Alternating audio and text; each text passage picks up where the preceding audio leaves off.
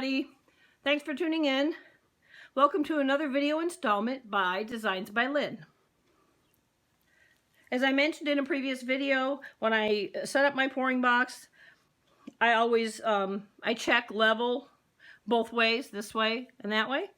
And for today's pour, this side of my pouring box was a little low, and so I used a gum eraser, artist's favorite shim, to fix that situation. So, without further ado, here was my process. Started with a vinyl record. This is Beethoven Symphony No. 5 in C minor, movements 4. And so I sprayed some clear acrylic spray to seal that label, because previously when I had not done that, if I was using a white background, as I'm going to be using today, the color of this label that's almost 70 years old, the red still leaches through the white paint. And sometimes this made a really cool effect, like it put like a sun, looked like a sunrise in the middle of a picture, but I didn't want it for this. And so I did that, and then I put a little piece of tape over the hole to keep the paint from leaking out. What I'm going to demonstrate today, the only thing I know to call it, is a spiral on spiral pour. The one I've posted on Facebook recently had a white background, and I used crimson and gold. Today I'm going to use a white background, and all of my paints excuse me, all of my paints are Creative Inspirations, Dioxine Violet, Titanium White, Metallic Gold, and Lamp Black. And all of those details and links to my suppliers will be down in the description. So, starting out, I have to get my record covered. And I will say that this is not the same process I used to do the one I posted to Facebook. But that one I did on a spin table that was manually spun, and I didn't know that I could handle all the things that needed to be done and do this video with a video crew of 1. So there's that. So starting out with a titanium white, get it all covered. You see all these little bumps and stuff, those are air bubbles, not a problem. They're gonna resolve themselves. For all my paints, my paint to pouring medium ratio is 3 parts acrylic paint, and in this case, Creative Inspirations, even though I have used many different brands and I haven't found one that was absolutely horrid or anything. So there's 30% paint and then 70% Floetrol by Flood. And there will be a slide at the end of this video that shows my supplies.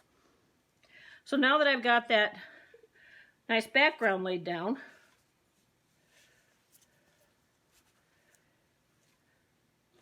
this is how I'm going to do this particular pour. I just start at the center, and I can see the little navel of the record. I just start there and start making a spiral. I don't want it too tight, but I don't want it too wide either, because I want to have plenty of room for designing. So just a simple spiral in black, and then I go over that in purple. And if it doesn't exactly stay on the same track, that's not a problem at all, as you'll see as we go forward.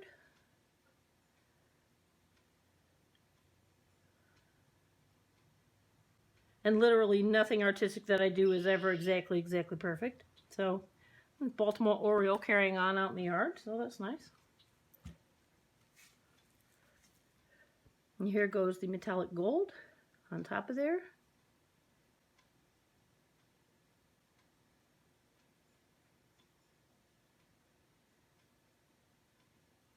And there we go. And the rest of the process is manual. Excuse me. So what I do is I take a paintbrush and I use the handle end. You could use a special beading tool for making beaded lines, etc. But I have a set of those, but I also have a boatload of paintbrushes. So what I do is I just start at this center and I spiral to the right. And I'm going to work this outer edge of the spiral all the way. And if I see that it's like looking weird or whatever, I just wipe off my brush tip every so often.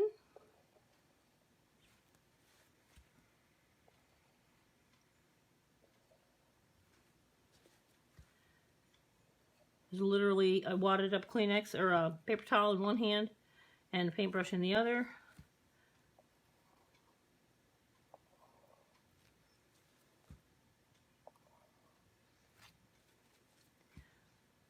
And this is a process that if you can draw a spiral and if you can make little arcs and you have paint, you can do this.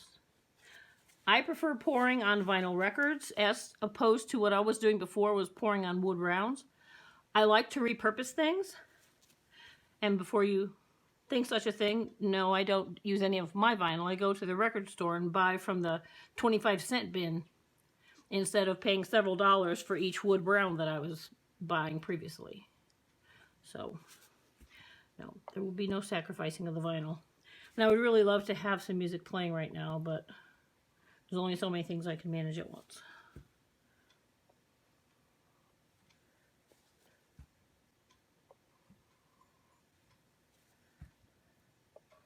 So just working that spiral.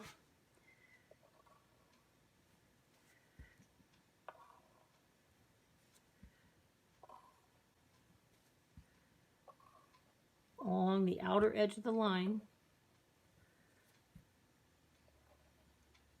And you see, this area is where those lines were tied on top of each other. It works just fine. Maybe better in some instances. And here it's pretty close, so I couldn't get much of a little arc thing going on. But it all works out. It's not meant to be that all arcs look the same or any such madness, because that's just not how I roll.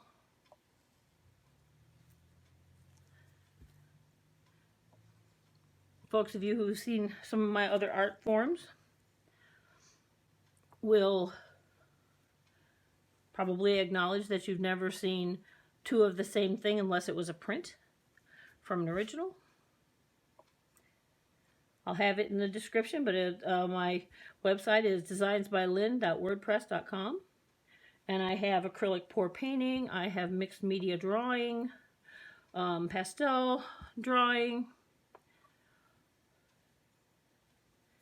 and soon there will be a section of pencil sketches of celebrities that I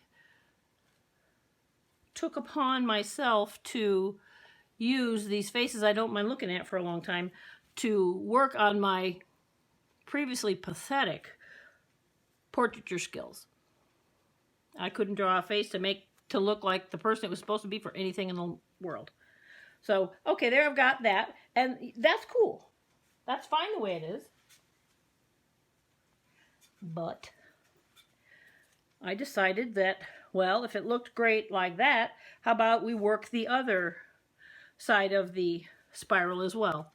And so I'm going to start working what is the inside of the spiral, and I'm still going to the right, and I try to have my origin point between, like, I don't want to have this one right opposite of that one. I try to put them in between.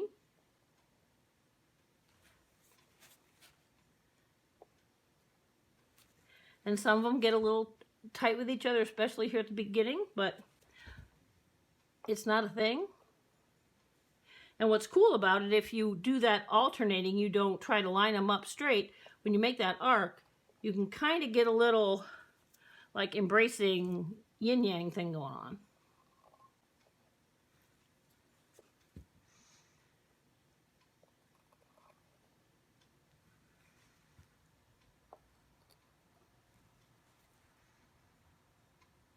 And sometimes that in-between part doesn't work.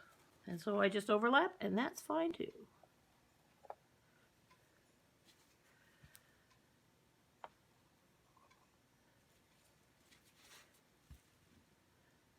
Pablo Picasso has a quote that I probably won't get exactly right, but that art is the collaboration between the artist and the work. And it is best if the artist has as least input as possible. So basically kind of let your medium, let your elements guide you and help you along. Sometimes when you're working on a piece, you can see something happening. It's like, I need to pursue that, instead of, well, I hadn't planned that, so I'm not going to do it.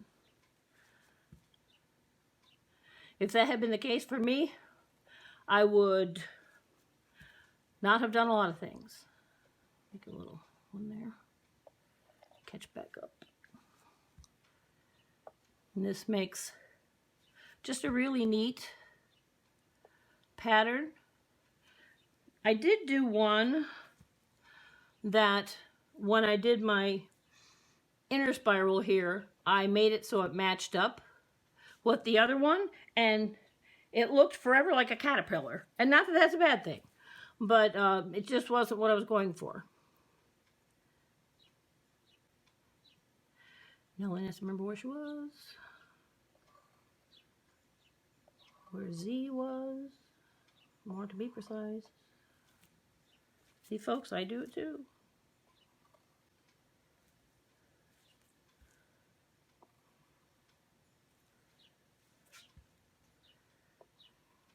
And I love this process because I'm really a huge fan of spirals in general, symbolically, historically, all kinds of things like that.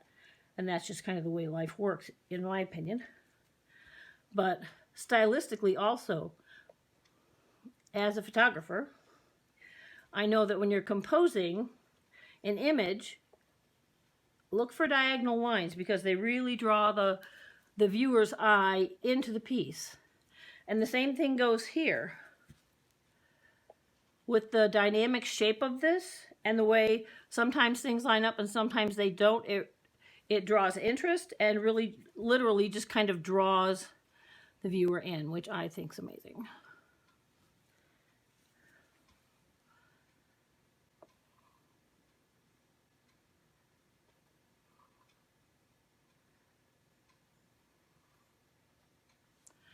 So theoretically, I could be done there. It's going to take me a moment to think. Scary thought. If that's enough. And I did talk about my mix, but I wanted to explicitly say I did not use silicone in these paints. I tried one of these pours that had silicone in the paints, one of this exact same design, and the cells popping up just kind of took the definition away from the spiral, and that didn't make me extraordinarily happy. So what I'm going to do here is I'm going to go around random places, not necessarily all the way around on one side, but if I see a spot that looks like there's kind of a gap there, we could have another arc, I'll put one there. And I may, follow that for quite a while. I may just do one or two.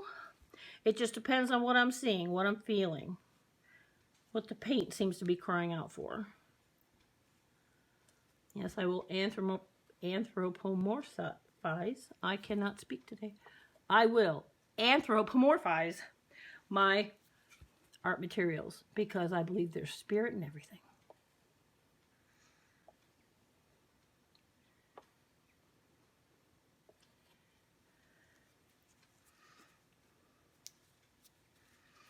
And so I didn't start at the middle. I just kind of started here that was on the edge, and that did bring more out to the edge. And I'll just look for places within the inner coils of the spiral that look like, yeah, that could stand a little more definition, or that's a big gap. We kind of need something else there. So I'm going to throw that in there. Sometimes I dip into all three colors. Sometimes I just like stick with the gold. It just depends on what I'm feeling like and how the paint in that part of the piece is presenting. So here you got purple and gold together, but some are just gold. And there really is no right or wrong on this. It's just a matter of looking and feeling your process and saying, this is good, this is what it seems to need. And that I don't have a lot of problem with. The problem I do have, and I've articulated this before, is knowing when to stop.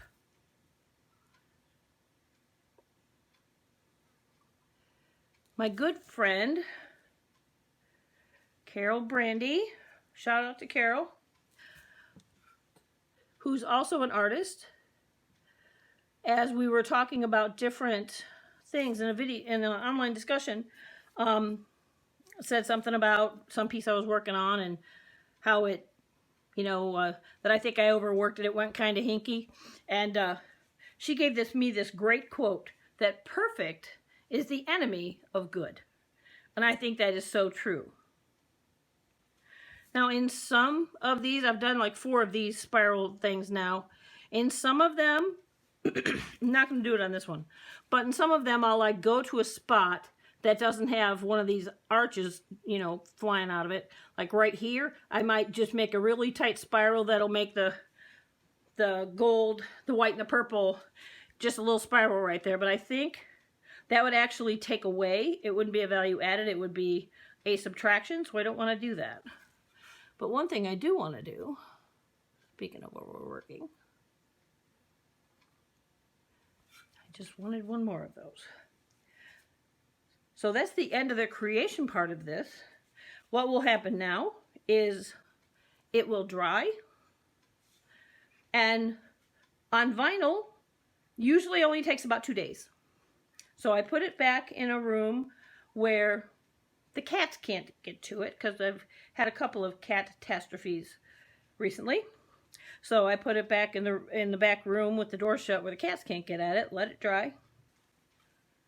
For sealing a work like this, after it's dried, I use, excuse me, I use Minwax polyacrylic as a sealant, and I get the gloss. It comes in gloss, satin, and maybe it's matte, or maybe it only has those 2. But I get the high gloss because I want this wet, just poured look. So that's the spiral on spiral process. And I hope you've enjoyed that. I've certainly enjoyed making the video, and there haven't been any disasters during the making, so that's awesome. So check out the links and the information down there. Hit the notification bell if you want to be notified when I upload new content, and please click subscribe. Peace out.